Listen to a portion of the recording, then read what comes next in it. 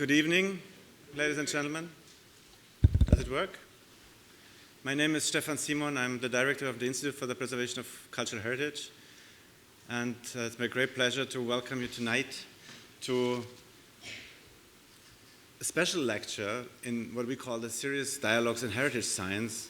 But actually, it's not so much our series at the Institute for Preservation of Cultural Heritage. It's actually a co-sponsored event with Master Mary Lou from the Timothy Dwight College, and it's the opening of what you have seen outside and what will be with us for the next more than 10 days, the United Nations Global Colloquium for the Preservation of Cultural Heritage, which will be hosted at Yale.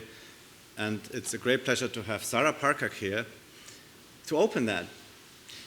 Sarah is a Yale graduate, class of 2001, and I can look around and see many colleagues from the archaeological and anthropological departments. She actually was majoring in archaeological studies, right? And you have also a very close relationship to the Near Eastern Languages department. And that makes Sarah coming home to Yale with something which is actually brand new. Archaeology primarily has been seen as a ground-based endeavor, digging out things, collecting things. But Sarah turned this, into the 21st century, I would say, with a lot of space and airborne-based remote sensing technologies, satellite imaging. Actually, I first met Sarah on Twitter with her acronym Indie from Space, and I thought, that's really cool. And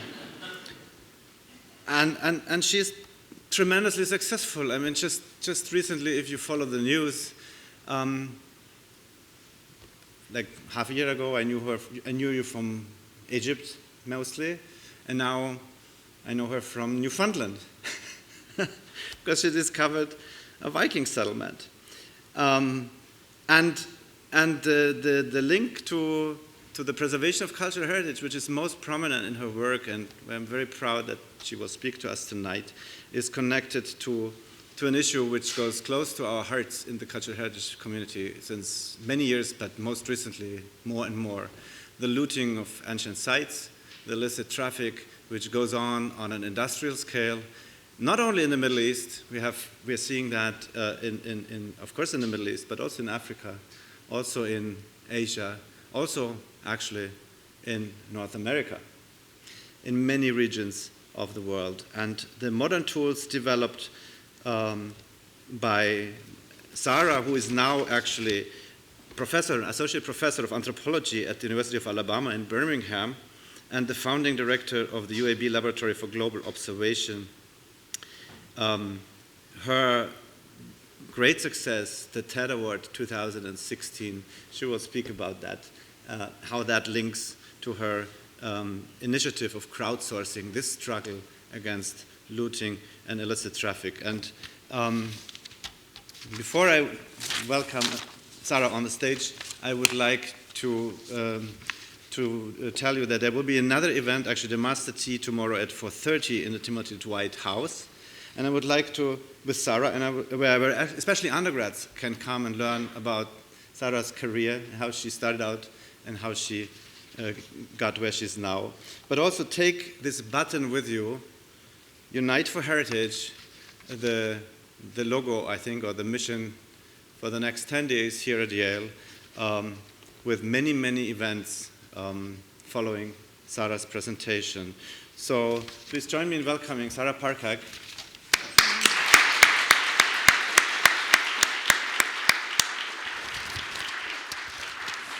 Thank you. Thank you.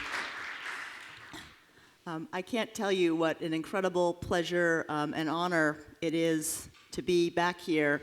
Although given the time of year, I'm just wandering around going, don't I have a final paper due? Actually, it's a lot of overdue articles, but I think the risk is a little lower. I first want to start by thanking Mary and Stefan for their incredibly kind invitations to speak here, and also the amazing time and effort that they've put into putting on this event as well as the one tomorrow. Actually, we were talking about this today. I got separate invitations from both of them within 24 hours. And if that's not Mother Yale calling you home, I don't know what is.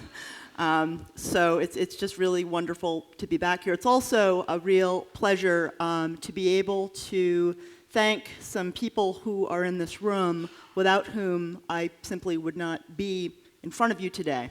Both Professor Ron Smith and Larry Bonneau of the Center for Earth Observation took on this Egyptology and archaeological studies student when she probably didn't have the strongest physics background 15 years ago, and I will remain forever grateful for their kindness and patience as I learned how to do remote sensing. And as I tell my students today, if an Egyptologist can learn how to do this, you can too. I also want to thank, even though he's not in the room, Professor William Kelly Simpson, who was a residential fellow of Timothy Dwight College. I worked for him all my years here, and his kindness and generosity and support have really allowed me to pursue my career. So I just want to acknowledge his support before I get going. So it's been an interesting week for me. I promise you that when I took on, when I was back and forth with Mary and Stefan about coming here, I had no idea the Vikings news was going to break this week. So I've changed up my presentation a little bit. The last 15 to 20 minutes, I want to give you a little bit of a sneak peek behind the scenes, some things that you're not going to see in the PBS NOVA program tonight, which is airing at 9. It's streamable online, in case you don't have a television. So before I really get going, I want to talk to you about my title, The Future of Archaeology, ? You know, anytime there's a new technology, there's a big question about, well, is it some new silver bullet solution? How can we really be critical about the technology? And what I want to show you today is that while satellite remote sensing is an amazing tool, it's the starting point. It allows us to focus our efforts on the ground, to be much more targeted where we dig, where we survey, and also, I think this is its real strength, to allow us to think in a much bigger way and ask far broader questions than we were ever able to ask before. So we can really do some new and innovative anthropologically driven research and ask bigger and better questions. So what is space archaeology? I know there's probably been a little bit of eye rolling from some of my colleagues for the use of that term. Now, we all wear different hats today. I'm an archaeologist, I'm an Egyptologist, I'm a remote sensing specialist, I'm a mom, and on and on and on. We all have these different titles, and you know, within archaeology, there are different specializations. There are people who specialize in human remains. There's people who specialize in geoarchaeology. There are people who specialize in aerial archaeology. So the reason that I call myself a space archaeologist is because of NASA. NASA actually has a space archaeology program to fund researchers to do what I do. So I figure if NASA can call what I do space archaeology, I must be a space archaeologist. And it's certainly a great way to get kids excited about what I do. So just a little note about that. So what do we do? Well, the field of remote sensing and archaeology is incredibly broad. Of course, there are so many different satellite and plane-based data sets that we use to find new sites, to find environmental features that may indicate where ancient sites might be, to do modeling, to do predictive modeling. This is just one 3D model we did using LiDAR data, which was collected of the Turkana Basin in Kenya. This is a collaborative project my team and I did with the Leakeys last year. So there are all these different kinds of things you can do with the data, and it ultimately depends on what your questions are. So I want to talk to you first about how the resolution has improved over the last 30 or so years. So this is a Landsat satellite image of the Giza Plateau from the early 1980s. And as you can see, well, you really can't. But this is from a WorldView 3 satellite image. So this has a resolution of 30 meters.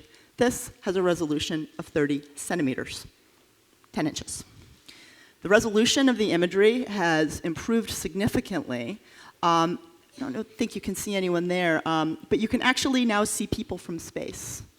Mainly their shadows, but as the resolution improves and improves, we're just going to be able to see so much more and map so much more. So how does this work? I want to quickly walk you through a case study. This is a publication that is coming out next month. It's already appeared online in the Bulletin of the American Schools of Oriental Research with my collaborator, Dr. Chris Tuttle. And we had decided that it would be really interesting to apply high-resolution satellite imagery to the site of Petra. Just because, obviously, it's a large site. Whenever one thinks of Petra, you think of the, this is a landscape, by the way, large, rocky, hilly, mountainous, covers a vast landscape. And everyone knows Petra because of the famous treasury, or so-called treasury. So the question was, to what extent can we look at this landscape where people have been intensely surveying for over 100 years to see if we could find anything potentially new? And we thought, well, maybe we're going to find some roads, some potential cairns, some small structures. But when we did the initial pass-through, just looking, we first start off by looking at visual imagery to get a lay of the land, this interesting feature showed up. And in processing the imagery, so this is a WorldView 2 satellite image, you can see this interesting rectilinear form that has shown up here. And if you look off to the left, you can see kind of some blinds running down the cliff. I was a bit skeptical when I first saw this. I thought, well, the lines look straight, they look anthropomorphic in nature, but not really sure. But certainly worth checking out on the ground. So Chris took his drone team out. You can see this interesting rectilinear feature, so it's definitely man-made. And this is the picture that he took. Let's zoom in a little bit. What you're looking at is a massive monumental platform, 180 meters long and 60 meters wide. This is an absolutely massive structure. It's in a really interesting vantage point. You can go from there and look in the central city. You can see interior structures. You can see very clear delineation of different levels of building. It needs to be excavated. And it's interesting because this is only a kilometer south of the main city. It's one of the largest monumental platforms that's ever been found at Petra. It dates from the Nabatean to Roman periods. Chris took a team out and did extensive survey. They found a couple hundred years of ceramic evidence, so it was clearly a very important structure that was in long use.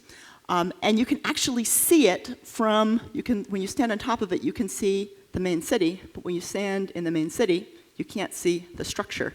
So we decided to call our article Hiding in Plain Sight, because that's what it is. Now, if someone were walking over this, would they have seen it? Maybe. I mean, it's pretty obvious when you're walking on the ground. You can see column bases, and certainly these structures are quite apparent, but no one thought to look. So this is really the power of the imagery.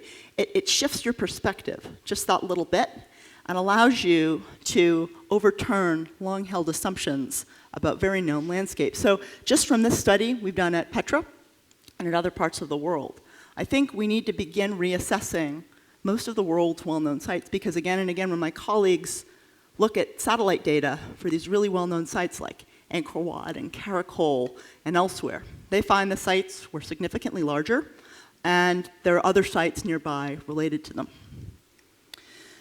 So, of course, and relating to the incredible week you have coming up next week, we've all seen terrible destruction that's gone on in the last few years from ISIL and elsewhere. And there's a big question about what can we do to stop it? How do we know where it's happening and how it's happening? Now, of course, we see images like this because we see them from space. We see the before and the after of this temple at Palmyra. But of course, it's way too dangerous to look on the ground. And I got involved with this work starting in January of 2011 when the Arab Spring started. I'll never forget, Tahrir Square, if you see the pink building in the background, that's the Cairo Museum. This is basically the backyard of most Egyptologists when they go to Egypt. We hang out there, we go to our NGO before we start our seasons. And when we saw the tens of thousands of protesters, we couldn't believe it. 2 days later, we woke up, I'll never forget that Saturday morning, and we heard that the Cairo Museum had been looted. And it felt to us like someone had died. We didn't know the extent of the destruction. We thought, oh my gosh, it's like the museum in Baghdad. What has been taken? We also started hearing rumors of looting at sites south of Cairo. But then images like this started circulating. Of course, the people of Cairo stood up. They said, this is not the Baghdad Museum. We're willing to protect this site. But this big question, how much looting had gone on in Egypt? How could we begin to map it? So I was approached by National Geographic to examine some of the sites south of Cairo to get some initial satellite imagery. Now, this is the site of Abu Sir, the site of Giza is to the north, the site of Kars to the south. You can see pits on the ground, but you really can't see how big they are. You really can't see what may have been taken. And this is the power of the imagery. So I fortunately had just been in Egypt at the end of 2010. I had imagery from many, many sites. So this is the before image, and this is the after. Now, this is basic visual interpretation. Clearly, you can see about 200 looting pits. You see the darker area with the oval around it, evidence of bulldozing. So clearly, looting had happened, but what was interesting is that in looking at other data, looting hadn't happened in other places where people said it had. So we're able to use scientific data to dispel rumors and show the world exactly what was going on. And this is in 2013, the image is a little dark, but you can see the area has been bulldozed, and actually they're preparing to build an illegal cemetery. So when people think of looting and site destruction, they often miss modern encroachment and modern building, which can actually be a far greater, or can cause far greater damage to sites than simple looting. So that's something else we have to think about. As part of a delegation out of the George Washington University, we went to meet with the Ministry of Antiquities, the foreign minister, and a number of other Egyptian officials at the Parliament building to share our data and discuss future solutions together. You can see us standing in front of one of these looting pits. What I learned is that the looters know exactly where to target. They don't have to dig around before they find a looting pit. They find a looting pit and down they go. Fortunately, the Egyptian government intervened. There started to be some infilling, but at these sites, the question is, what was taken? At many of them, unfortunately, we found human bone, we found bits of coffin, bits of mummy. Clearly, the tombs had at least been partly intact before the looters got to them. So then there was the question of at what scale is this looting going on? So we expanded our search to the south. We looked at the entirety of the pyramid fields. We looked at the site of Lisht, which I'll talk about in a few minutes, and elsewhere. Started doing the math, crunching the numbers, figuring out the size and the area and the extent. Because what you're able to do on the satellite imagery is draw polygons around each looting pit to detect its exact area and exact size. So we weren't just getting a looting pit counting number, but a size count. Because it's one thing to scramble around a little bit and maybe dig some small holes in the ground. It's something else entirely to dig a 3 meter by 3 meter square where you've encountered a large tomb and you've gone down to loot it. So this helped us to get our heads around some of the math. But then we decided to expand things even further. So the issue with doing large-scale remote sensing across an entire country is the cost of the imagery. And most countries around the world simply can't afford countrywide satellite remote sensing data. It would cost tens of millions of dollars. So my team and I decided to develop a methodology using Google Earth open source satellite imagery and GIS techniques that could be replicated in GIS freeware. GIS stands for Geographic Information Systems. It's a map storage and aggregation tool. You can do statistical analyses in it. And we wanted to create a methodology that could be replicated by anyone, anywhere. This is a study that came out in the Archaeology journal Antiquity just a few months ago. And what we did is we analyzed Google Earth imagery from 2002 to 2013 at every single Egyptian archaeological site over a 12-year period. And you can see here we created a countrywide, as far as we know, this is the first countrywide looting density map that's ever been done. We found looting at 267 sites and mapped over 200,000 looting pits. That was not a fun couple of months. And I think we can do better with automation and computer learning. But it just goes to show you the importance of large-scale analysis and really big data to understand the subtleties of what's going on. So this is what we did. So you can see the looting pits in the upper left-hand image. We drew little polygons around them. So this is one site in the Egyptian Delta. You can see that more than half the site has been looted. We mapped the amount of looting that happened at the site. And at some sites, we can see progressions. So from 2009 to 2013, this is a site just north of the Pyramid of Amenemhet III at Dashur. You can see major amounts of looting, and there's an illegal extension of the cemetery that also takes out part of the site. So here's what we found. What we found did nothing less than overturn the commonly held assumption that looting got significantly worse in Egypt after the start of the Arab Spring. It did, and yet it didn't. Looting started to get bad in Egypt in 2009 after the recession. It's pretty steady, up and down a little bit, and then we see this massive spike in 2009, and we cross-reference this with inflation data, with GDP, tourism numbers, all the economic numbers that would cause the bottom to fall out of the Egyptian economy. So the reason it got bad in 2011 after the Arab Spring is because it was already bad. It was already, that trend line was already tipping up, and the Arab Spring made it go faster. And I think, and this is what my colleagues who work in Syria, Iraq, and elsewhere have said, I think the story is the same there. So whatever you've heard in the news, big data has shown that it's actually not quite the case. But this shows the importance of really thinking deeply and asking big questions about why things are happening, and can we even begin to use this to predict when looting might happen and might get worse in other parts of the world. So then we, of course, projected the amount of looting and site damage at all the sites over time, because our question was, when will all the sites in Egypt be affected by looting, assuming a standard progression? And the answer is 2040. Well, 2039, 2040, depending on which of our models you use. Pretty close.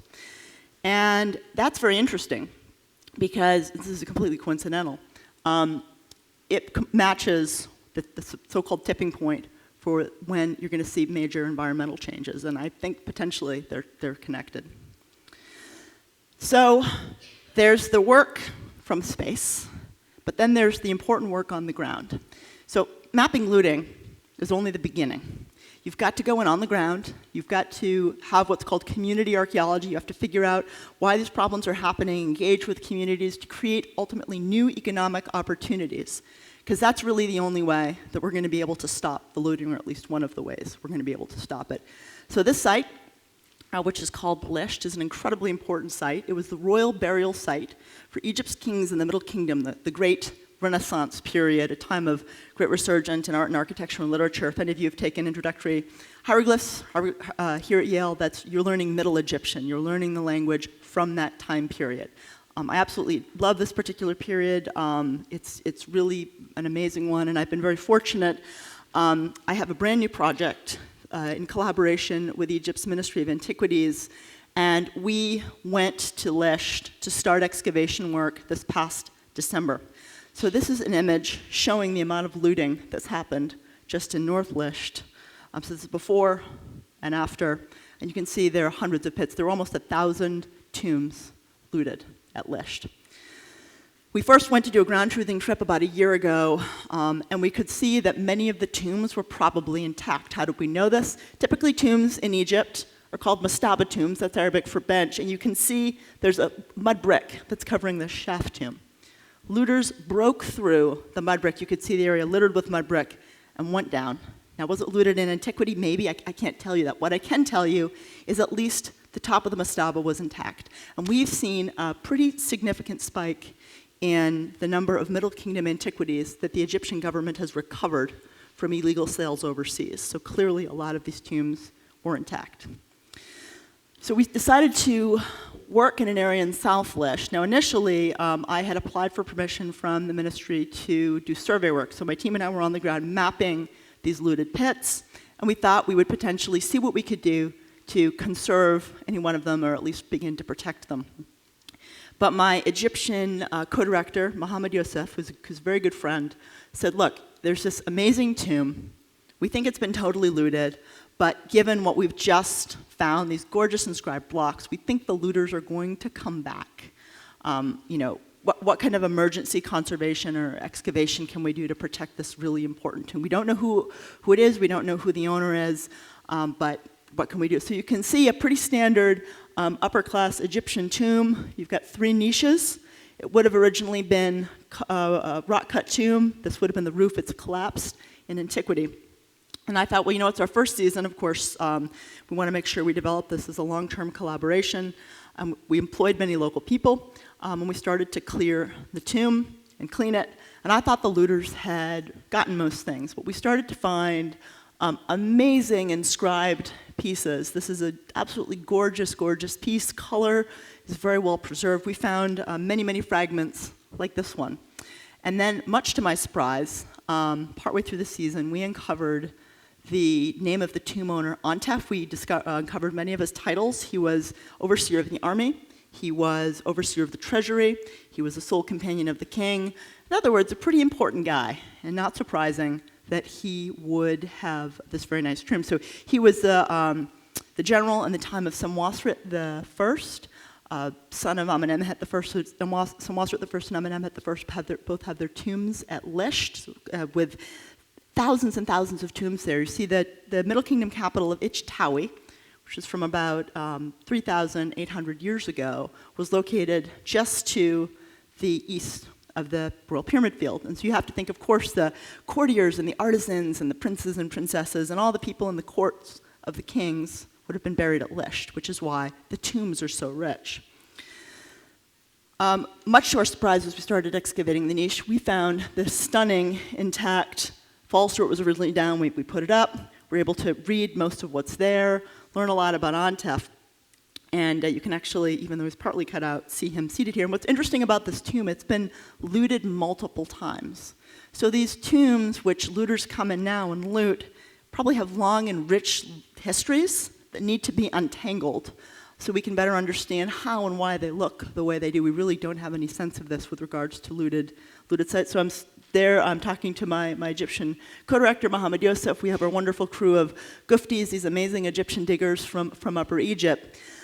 Just digging a site is not even close to enough. Because this was such a rich site, what we decided to do is we built a guardhouse, we installed a lighting system, we bricked up the niches of the tomb so the looters couldn't get in anymore, and we're paying 4 guards year-round to help protect it. Now, this is just one tomb at one site, but it's the beginning, hopefully, of a very long-term and rich working relationship. We employed a lot of local people, paid them very well, and the idea is what can we do at the site to engage local people? And we heard this amazing story at the end of our season. A couple of our local workers came up to us, and they said, look, don't be angry with us. We took part in the looting at this site. You know, the looters are desperate. These men have nothing. They'd have to feed their families, and frankly, a lot of us would loot if we had to, if we were that desperate. I don't blame them. And they said, we had no idea this stuff was important to anyone. We never learned in school. Most of them can't read and write, by the way. But now we know it's important. You've paid us well. We're very proud. We feel like it's our heritage. So by making local people a part of your projects, by treating them with respect, by engaging them, by finding out what they want to get from the site, I think there's real hope for many of these threatened sites around the world. So we're going to use this site as like a laboratory to test what works, what doesn't work. Some things may work, some things may not. I would love to, for example, build a playground and a picnic area at the site so that kids and families feel welcome, because a lot of people feel like they don't own it and they're not a part of it. So I want to take a couple minutes and talk about my TED Prize wish. Certainly an incredible honor, and an idea that I've been kicking around with my colleagues for a while is, how do we begin to solve this huge global problem of looting? It's going on not just in Egypt and the Middle East, but just everywhere, in the US, Central America, Europe, China, you name it, it's going on. So there are so many different solutions. There's not a one-size-fits-all. And my idea is to create something, not to fix looting next year in 5 years, because that's not going to happen. We need to start planning long-term and getting people invested so that in 20 years there's no more looting. This is going to be a long, slow process, and I believe that by getting people invested and making them part of discovery, we just might have a chance. So the idea is using the TED Prize money to build an online citizen science crowdsourced platform. And what you'll be able to do is log on, and this is not the actual platform, this is just a kind of a teaser, but you'll be able to engage with the satellite imagery, and we'll be pre-processing it. This is in close collaboration with National Geographic and a company called Digital Globe, which is the largest provider of high-resolution satellite imagery in the world. They're very kindly providing the imagery. We're partnering together with TED to build this platform. And the idea is, as you engage with it, you'll of course learn what satellite imagery is, how to use it, what different parts of the light spectrum are, and you'll get to mark where there might be looting pits or where there might be sites. There'll be rich examples off to the side of, as you can see here, what you're seeing. You're seeing looting pits, you're seeing encroachment, or you're seeing different kinds of sites. And as you find things, you'll get to engage with very rich content and learn more about the culture that you're dealing with. And I don't know yet where we're going to start. We're still working on that, developing some MOUs with countries. But certainly, if we work somewhere that does not have English as a primary language, we're going to make sure the platform is in the language of that country, so the kids of that country can engage with it. That's crucial. The other thing I want to make clear is there's no GPS or mapping information that's going to be a part of the site, so you'll know you're in southern Mexico or northern England, but there will never be any indicators that show you exactly where you are, because at the end of the day, we have to protect the sites, we have to protect this data. All the data we gather from it is going to be shared with authorities, so officials from that country, professional archaeologists, and then we're going to provide grants for teams to go out and explore what the crowd finds. And then the crowd will get to further participate by seeing how those sites are excavated. So with social media, with Periscope, with Google+, they'll get to be taken on these adventures and participate in the sites they've helped to discover. So it's kind of a complete process.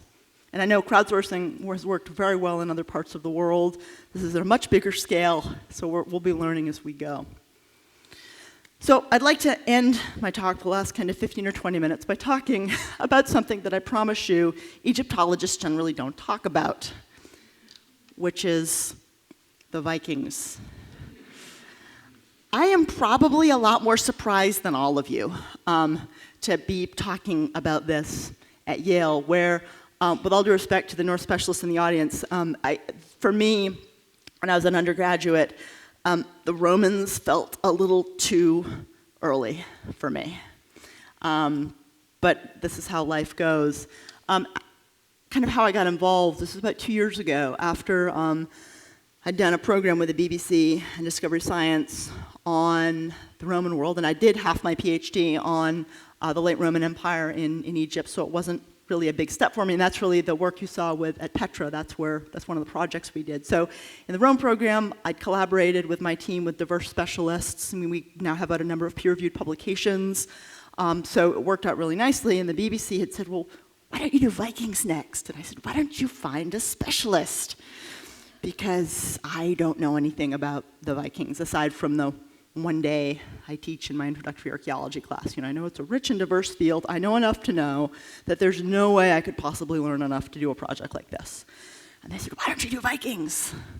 And I kept pushing back, and they kept pushing. So eventually they provided some seed money where we did some initial work. And my hypothesis was, at the time, that we wouldn't find anything. I will get to that in a second. So let me talk to you about the search for North America. So start with what do the sagas say? These sagas were written in the 13th century AD. And we learn about Vinland and the Viking voyage to North America through the saga of Eric the Red and the saga of the Greenlanders. And we know that the Vikings went of course, from Scotland to the Faroe Islands, to Iceland, and then on to Greenland in 986 AD. We know that Leif went to Vinland, this mythical area, potentially with grapes, potentially not. That's a whole area of debate, around 1000 AD. And we know as well, there seem to be, if you believe the sagas, multiple trips. So, we know the last survivors in Greenland were around 450 AD. So the only site, and this is the site in Greenland, you can see the map, how the Norse expanded and moved to the New World. We also know there have been a lot of hoaxes. I teach a course called Archaeological Hoaxes, Scams, and Documentary Disasters. It's one of my favorite courses to teach. And I spend about a week talking about all these crazy hoaxes that have happened. You know, supposed Viking runestones that are bogus. All these searches for another Norse site in North America. Of course, you've heard of the Minnesota Vikings. They didn't reach Minnesota. I hope no one here is from Minnesota. All due respect, you have a great state, it's beautiful, but no Vikings. So you know, when I took on this project, I thought, I don't want to be one of these crazy people. I was very, very cautious, and I'm a pretty skeptical person regardless. But you know, the question is, were there other sites? So we know, of course, you have the connection to the Vinland map. I won't dwell on it too long. I know it's a sore spot for some folks here. Anyway, to date, there's only been one confirmed North site in North America, the site of Lonso Meadow. If any of you, I don't know if any of you have ever been, Newfoundland is a fabulous province. It's stunningly beautiful. The people there are wonderful. So this is a site that was found in the 1960s by the Ingstads. And what they did is they used the sagas, and they looked at the places that were mentioned and the geographical descriptions in them, and they followed what was described, Helluland and Leifsbudir, so these lands that were described in the sagas as being have lots of trees, have wide beaches, and they used that to help them find Lonso Meadow. And it was a huge find, you know, very sensational in the 1960s. We know now for sure it's a Norse site. They've had 150 radiocarbon dates. You see these halls, probably about 60 to 100 people, didn't last very long, and only one object. So the question is, could there be another site or other sites? And my hypothesis was, according to Brigitte Wallace, one of the original excavators of Lonso Meadow, one of her theories is that there were never any other sites. Lonso Meadow was it. And I said, okay, she's the expert. Let's assume that there are no other sites in Newfoundland or elsewhere. You know, but let's look. So, of course, my team and I examined many Norse sites. You know, how do they express themselves in different kinds of satellite imagery? What about indigenous sites? So we looked at many sites from the Inuit, from the Little Passages people, from the Dorset, the Paleo-Eskimo. So what do different structures look like from different periods of time and different peoples who lived in eastern Canada for the last 2,000 years? We started by looking at open source satellite imagery. If we'd gotten high resolution satellite imagery for this whole area, it would have cost many, many millions of dollars. So we just started looking, and this took my team and I quite some time. And we narrowed it down to a few hotspots, about 50 or so. We then got high resolution aerial photography, because again, getting satellite imagery for 50 sites is a lot of money. We then narrowed it down to 6 hotspots. That's about reasonable. So we got high-resolution multispectral satellite imagery. You can process it and see different parts of the light spectrum. So this is what showed up initially. You can see on Google Earth, there's a kind of some dark staining on this point. So we're in southwestern Newfoundland. I thought, well, that's interesting. So we got satellite imagery and we processed it. This is what's called an NDVI, which stands for Normalized Difference Vegetation Index. And you can't see vegetation health differences generally with the visible eye because chlorophyll, which vegetation contains, reflects much more strongly in the near-infrared part of the light spectrum. But the nice thing about the satellite imagery is it can see what the human eye can't. So what you're seeing, all these dark stains, you can see this long line here, you can see this rectilinear form here, there's another one here. There's a really interesting ovoid structure in that part of the image, which you can see a bit better here. What you're seeing are vegetation health signature differences because of what's buried beneath the ground. Now, when we saw this, I was working with my remote sensing team lead, Chase Childs, we thought, well, that looks a lot like something anthropomorphic versus something geological. Not sure what it is. We made no assumptions whatsoever about the particular period of time that this came from. So, because this project was being done by the book, we applied for permission from the Public Archaeology Offices of Newfoundland and Labrador, this wonderful woman named Dr. Martha Drake, and explained the project to her and said, please don't think we're completely crazy. And she said, no, actually, this is really interesting because no one has used satellite imagery before to look for new sites in Newfoundland or anywhere in eastern Canada like this. So, worst case scenario, you're developing a new methodology to look for sites. And because you're not assuming what this site might be, it could be historic, it could be indigenous, chances of it being Norse are teeny tiny. But test it out on the ground, and we've got a vast area to cover. So, this new methodology is very interesting to us. So we went out, my team went out in the fall of 2014. This is Point Rosie. It's strikingly beautiful. You can't see anything on the ground, by the way. Those are 4x4 tracks. But very flat, covered in grass, gorgeous vantage point. What's interesting about Point Rosie is it has rocky beaches to the north and south. Less than a kilometer away, it has perfect beaches and a gorgeous inlet full of fish. There would have been abundant natural resources there. Trees, it's got iron from a bog, so people could make iron. It has deer, lots of wildlife, and what's really interesting about this particular part of Newfoundland, the Corduroy Valley, it's the only part of Newfoundland, even today, where there's agriculture. And that's definitely mentioned in the saga. So just landscape-wise, it's ideal. But again, we're not making any assumptions about the period of the site at this time. So we started off by doing magnetometer work, and I have to say, there are a lot of images I wish I could show you, but we're still getting our post-excavation results back. We're currently working on a publication for peer review, which we'll be submitting pretty soon. So there's a lot I can't quite show you yet, and there's a lot that's not featured in the program. But when Dave Gathings, our mag expert, surveyed in the field, we found magnetometer signatures matched the satellite imagery really well, which showed that what was there was anthropomorphic versus natural. So thanks to National Geographic, BBC, and PBS Nova, we got generous funding to go back last summer to do test excavations. We worked together with Dr. Frederick Schwartz, who's the official permit holder, and he is an expert in historic archaeology and indigenous archaeology. So the Public Archaeology Office said, look, assuming what you're going to find is not Norse, at least you'll know right away if it's historic or indigenous. Dr. Schwartz has over 30 years of experience. Of course, we had many specialists who were consultants. Getting out to the site was interesting. It's located on a point in the absolute middle of nowhere. You can see the Tucker Moor. You can see just really, really tough conditions. And you had to be really careful because if you didn't watch where you were going, you could fall 50 feet. And that would be that. There were bears. We didn't see any, thank goodness. But I've never had to carry bear spray before. It's a new world for me. But yeah, I mean, it is just an absolutely beautiful part of the world. You can see the view here. Really, really, really stunning part of the universe. And when we excavated, we had the woods, we had the ocean, we had the mountains in the background. Really, really a pleasant place to work, although cold. I've invested in a lot of icebreaker gear for the first time in my life. So we established a site grid. Good archaeology is good archaeology. It doesn't matter where in the world you're working. So we had a lot of expert advice from our Norse specialist colleagues. So we set up a grid for excavation. And we very carefully chose some distinct units because of the results from the magnetometer and the satellite remote sensing to target some very specific areas.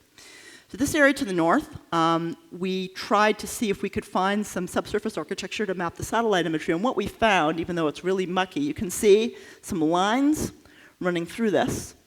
And what you're looking at is possible turf walls. We've shown this to Norse specialists, and they're like, we thought we were skeptical, but it actually does look a lot like a turf wall. So it matches, at the very least, we're able to say initially, okay, what we're seeing under the ground matches the satellite imagery. No indigenous cultures used turf, just kind of rough turf, but not organized turf like this. And certainly, historic peoples would have built things out of wood. So we started excavating, and eventually we hit what we're calling a hearth. You see that large fire-cracked stone, and you can see we're basically digging in a bog. Conditions are very different today. It's much wetter, we think, at the site than it would have been a long time ago, so the site filled up with water pretty quickly. You can see what appears to be turf walls, or we're calling it a turf-like feature. We're being very, very careful.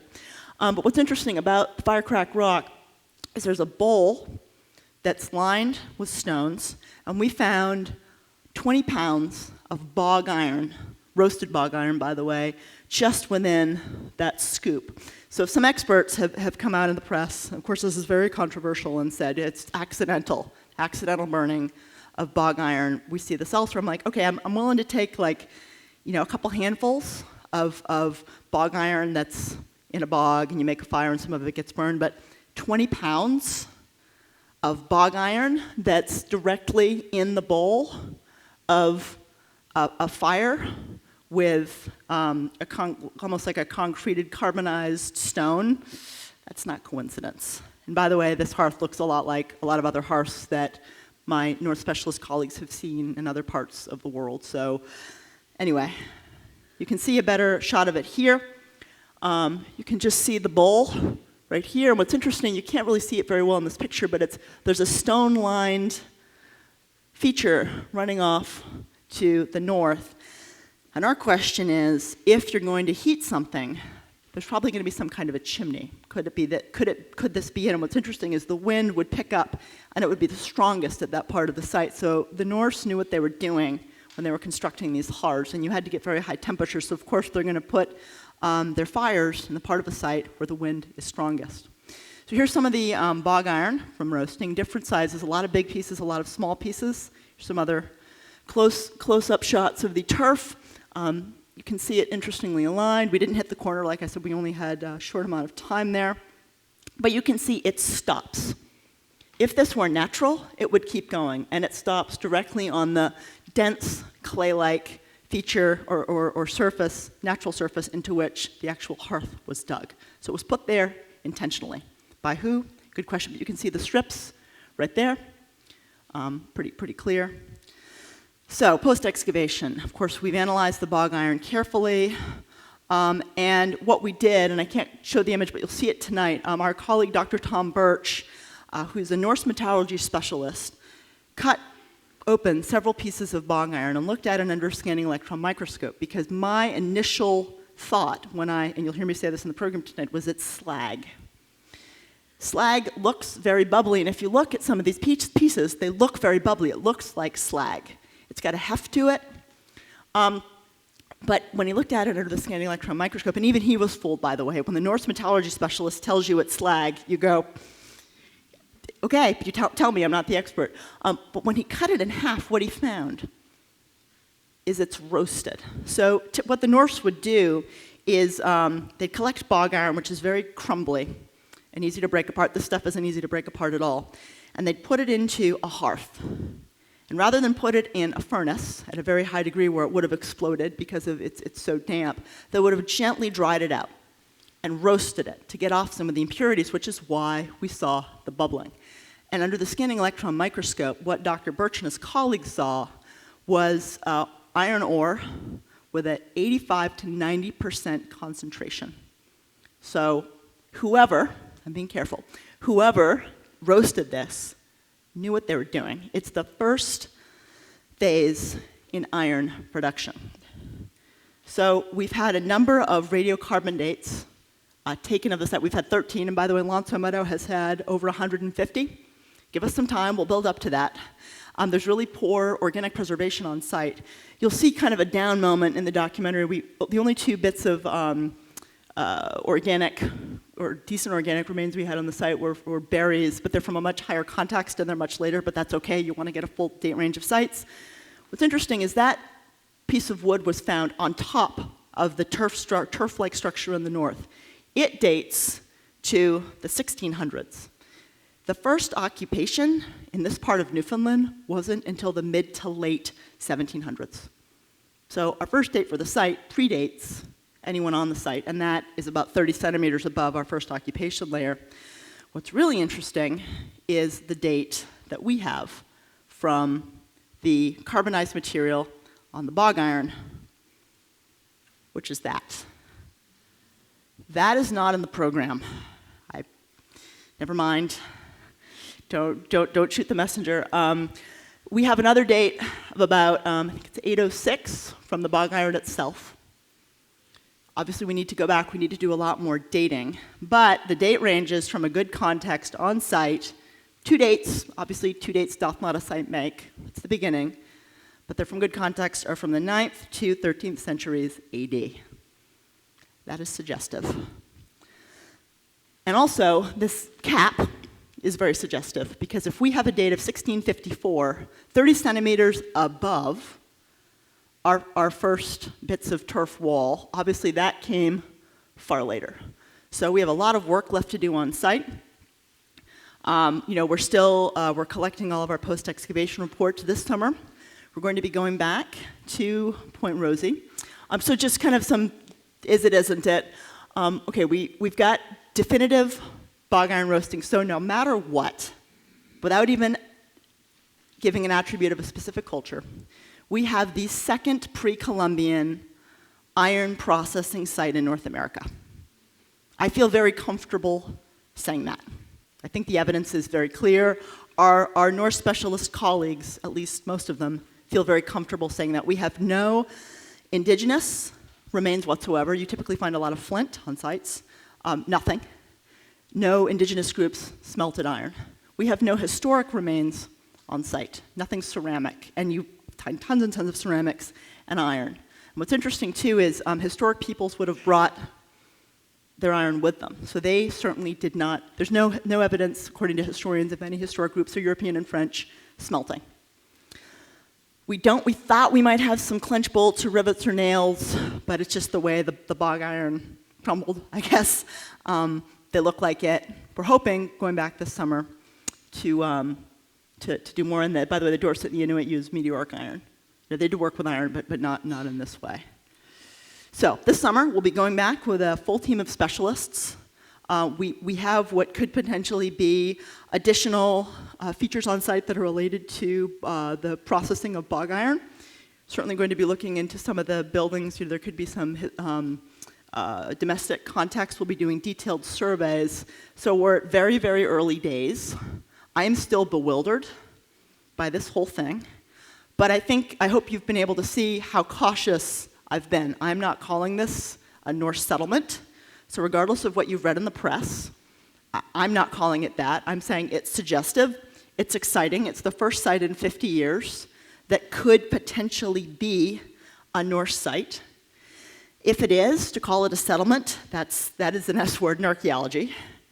It is at best a small farm. Could it be bigger? Yes, but we have years and years of work to do. At Lonso Meadow, they did 3 years of 6-month seasons, so that's 18 months of continuous excavation over 3 years, before they were comfortable with calling the site Norse. We have done 1 2.5-week season. Please give us some time. Obviously, we've got to get out peer-reviewed reports, and the one good thing about having this news come out is that we have been contacted by world-class specialists in archaeobotany and human skeletal remains and archaeometallurgy, and we're forming a team of outstanding scholars and scientists to come with us this summer, because we know how much scrutiny we are now under because of the amount of attention this has gotten.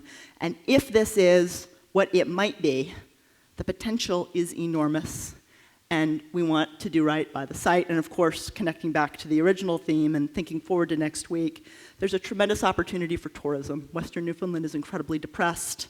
This could represent an amazing opportunity for the wonderful people that helped us to make this season possible. So we're being very careful. Of course, we're going to involve a lot of local people, a lot of local stakeholders in the decision-making processes. We're working very, very closely with the public archaeology offices of Newfoundland and Labrador. Poor people, they've been inundated with calls too, because we think there's real potential here. So I guess that's really how I'm going to wrap this up. You've got archaeology from space, you've got these big questions that you can help answer, but at the end of the day, it's the work you do on the ground and it's the relationships you build with local people that can last a much, much longer time. Thank you very much for your attention.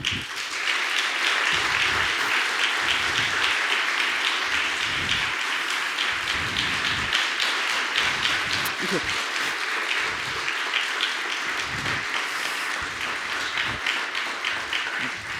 Nice today, but before I get to questions, PBS Nova tonight, 9 o'clock.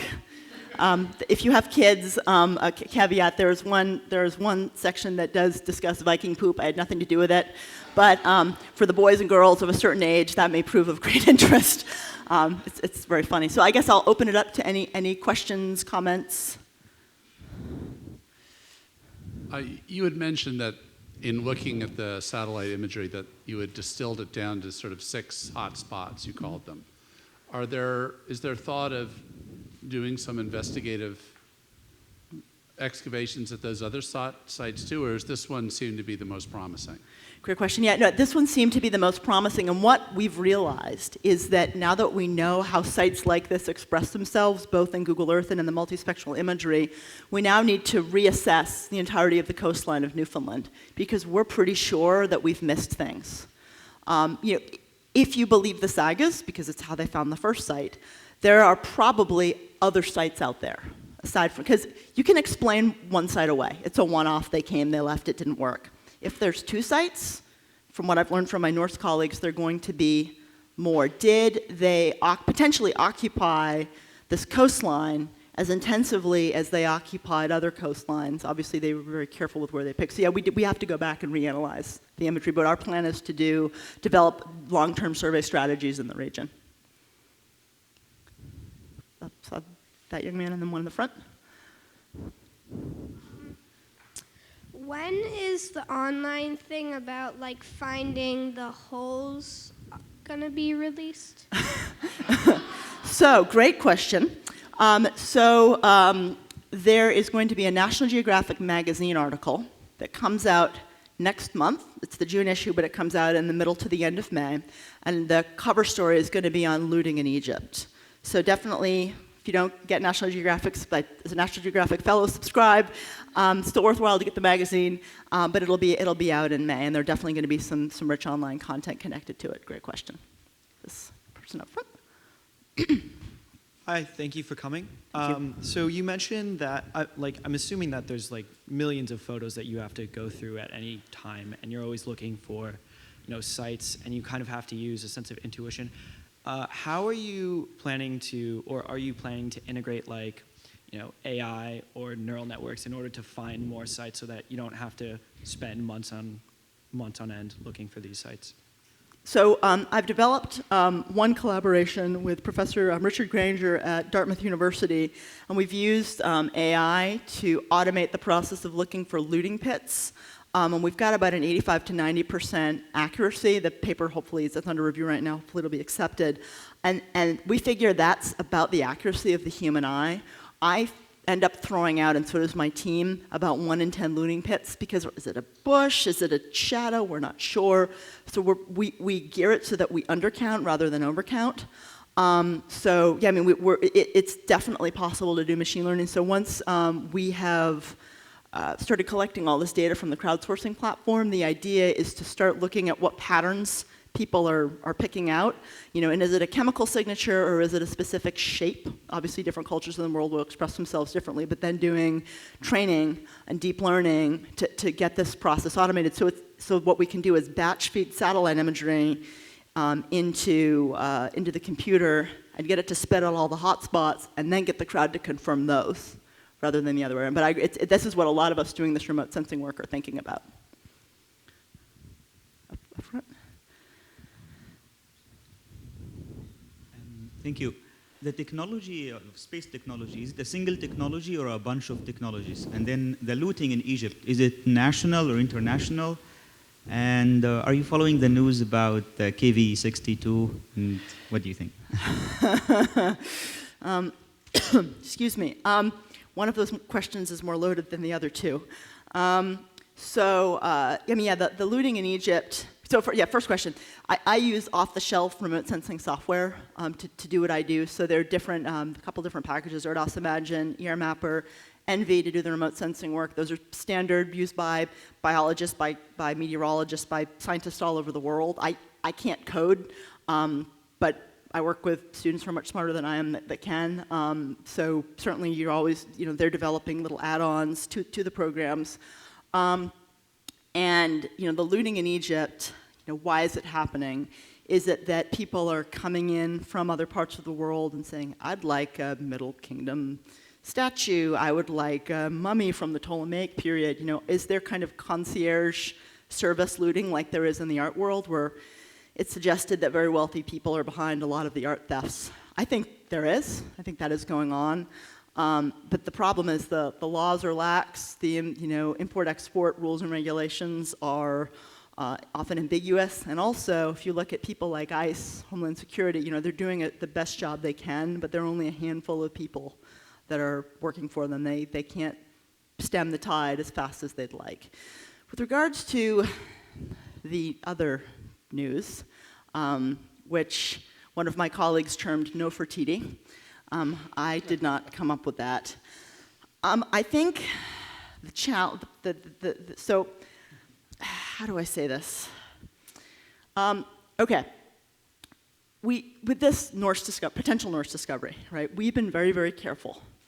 We started off with a hypothesis that there was nothing, came up with something, very suggestive, and I think my Norse colleagues are much more excited about it than I am, in that I'm not a specialist. I understand it's important, but it's not what I do. So we will continue to be skeptical, and we will continue to use good science, and until we know beyond a shadow of a doubt it's Norse, I will not call it a definitive Norse site. I think that's the safe route. What Nick Reeves has done with this possible tomb is he's come out and said it's definitely Nefertiti, there's definitely something there. And when my colleagues say there's definitely something there, it's problematic because it could be a full range of possibilities. The rock in the Valley of the Kings is very porous. There are often voids. And you have to be really, really careful when you're doing GPR work. You have to understand the local geology in a way that allows you to account for the full range of possibilities. So let's just say there were a void or a room. Let's not call it Nefertiti. Let's call it a chamber. I think we need to be really careful and really skeptical, right? These very sensational claims can overtake the news. Something I've certainly learned in the last week with what's happened with this discovery. We have to be very cautious. I think all of us wish Nick Reeves the best. I think a lot of us are waiting and seeing. But I think we just have to be really careful. We have to be very, very careful. Because I think the story isn't that there's the tomb of Nefertiti. I think the story is that we can use these amazing new innovative technologies to find entirely new tombs. Period. I think that's the cool story, but what do I know? Yes. When you're looking at a hotspot, would it be beneficial to bring drones with more sensitive cameras that can see in a broader range of spectra so that you can then look at your site from different eyes? That's a great question, and yeah, we agree 100%. What we're hoping to do this summer is bring drones out. And there's a wonderful program on the iPhone, just FLIR, which allows you to look in thermal IR. So you can attach that to a drone and actually see, is it showing up differently in the infrared? But longer term, we're definitely planning on going back with drones, getting a LiDAR flight flown, to do this, to get point cloud data, to be able to see under the trees where we think there potentially might be other features. It's very expensive. Drones are cheaper. But yeah, definitely getting a hyperspectral camera attached to it. That's some of the work I didn't talk about today, but that we did in this collaborative project with the Leakeys at Lake Turkana. And instead of looking at 8 or 9 bands in the light spectrum, you're able to look at over 200. I agree completely. I think the site is going to show up in a much higher resolution, and we're going to be able to pick out the discrete parts of the light spectrum instead of these broader ranges that you have in satellite bands. So for sure, that's part of our long-term research. One more question? The gentleman in front has another question. Thank you. Just to clarify, when you sent a sediment sample for radiocarbon dating, it was the charcoal that was in the wood or the charcoal that was in the iron bog pit? Right, so we sent different samples. So this was an AMS lab at the University of University of Georgia. They specialize in doing AMS dating. So we sent a sample from a piece of wood, this large root that was found on top of the site. We sent the bog iron itself, and then we sent carbonized material that we scraped off the surface of this large rock. So those were the 3 samples that we sent in. But yeah, we're working with Norse specialists to devise a strategic sampling strategy, because we didn't get as many samples as we wanted to with weather conditions and everything else. But this summer we'll be sampling the turf wall, turf-like structures.